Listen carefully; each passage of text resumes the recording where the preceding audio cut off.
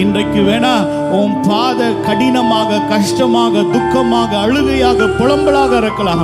ஆனா இன்றைக்கு உனக்கு முன்பதாக ஒருவர் நடந்து கொண்டு வருகிறார். அந்த ஊரின் வாசலுக்கு அருகே இயேசு வந்தார். எதை சுமந்து கொண்டு போய் கொண்டிருந்தாலும், எந்த வேதனையை நீங்கள் சுமந்து கொண்டு போய் கொண்டிருந்தாலும், இன்றைக்கு இயேசு உனக்கு முன்பதாக வந்து அதை நிறுத்துகிறார். இது சில பேருடைய வாழ்க்கையில நடக்கிறது, சில பேருடையதான காரியங்களிலே நடக்கிறது, சில பேருடையதான பிசினஸ்ல நடக்குது.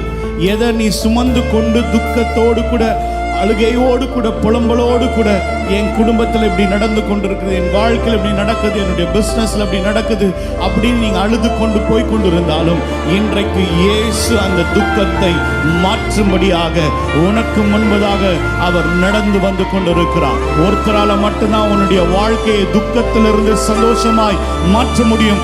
அவர்தான் இயேசு.